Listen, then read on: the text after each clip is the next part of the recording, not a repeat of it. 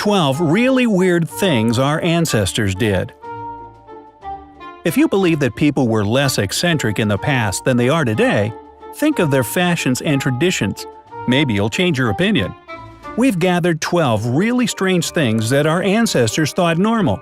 For example, using stones instead of toilet paper. Can't wait for that one, can you? Alright, counting down. Number 12. First and second sleep. Europeans who lived in the Middle Ages practiced what we now call biphasic sleep. The first sleep started at sunset and lasted until about midnight. Then people would wake up and stay awake for 2 to 3 hours. Some used that time to pray or read, and some spent it with their family or neighbors. Then came the time of the second sleep, which lasted until sunrise. These days, we have the first, second, third, fourth, and sometimes fifth sleep, depending of course on how often the baby cries. Number 11. Live alarm clocks.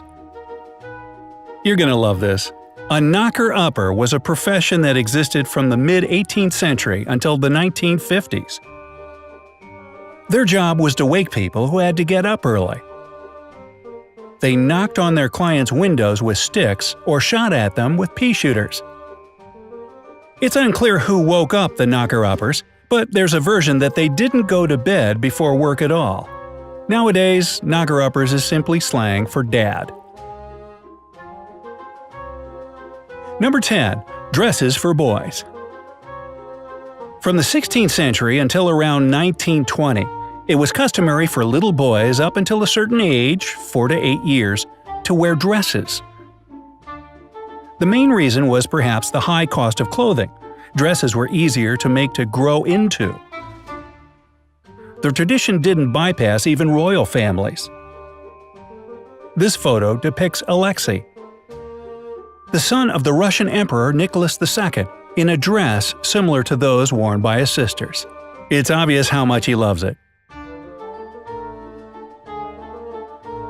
Number 9. Chopines. Chopines, also known as zoccoli or pianelle, are a kind of platform shoe up to 20 inches or 50 centimeters high. Small wonder that those who wore them required the help of servants in order not to fall victim to fashion. Admittedly, chopines were worn not just out of style consciousness, but also so as not to stain the wearer's clothes in street mud. And of course, it was also a great look for Elton John. Dig the shoes. Number 8. Bloodletting against all diseases. This treatment mode was popular for 2,000 years, up until the early 20th century. Bloodletting was practiced to treat any ailment, and often did more harm than good, weakening the patient even further. Now that's probably enough blood. He's starting to look a little pruny. Number 7. Poor hygiene.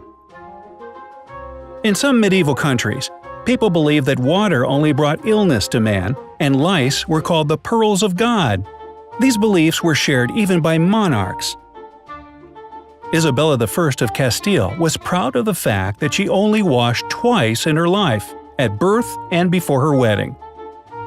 According to one testimony, a cavalier once made a comment upon her dirty hands and nails, to which the queen replied, "Ow, if you could only see my feet!" Number 6. Post-mortem photos. Another custom that today seems very bizarre. However, in the 19th century, it was a way to preserve the memory of deceased loved ones. As a rule, the dead bodies were fashioned to appear alive in the photograph. They were seated in natural poses, and eyes were drawn on their closed eyelids, as in the image above. This must have been really popular around Halloween. Number 5.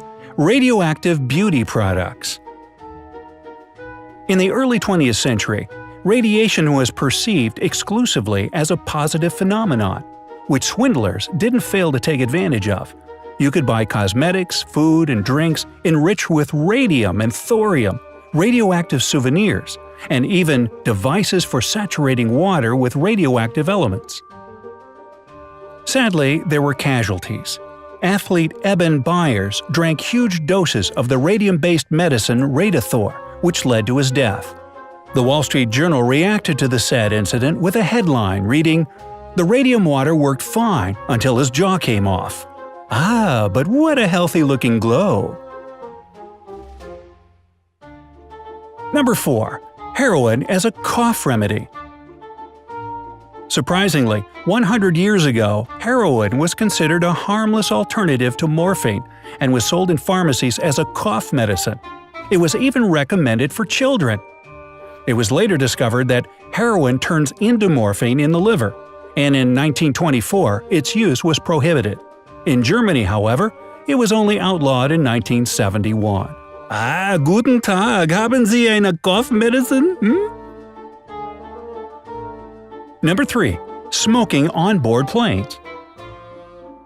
As recently as 50 or 60 years ago, smoking wasn't regarded as that bad a habit. People didn't deny themselves this dubious pleasure even during flights, regardless of the presence of other passengers. Today, smoking in planes is prohibited, but in some countries, such as in Iran, the ban hasn't been implemented. Number 2. Bathing machines. Unlike us, people in the 18th and 19th centuries just couldn't go into the water on the beach. They had to use bathing machines, special carts that looked like beach huts. The carts were driven into the water so that bathers could swim without any prying eyes watching them. Furthermore, women's bathing machines were set some distance away from men's. And here's the one I've been waiting for. Number 1. Rocks as toilet paper. The list of things that people used before the invention of toilet paper could go on and on.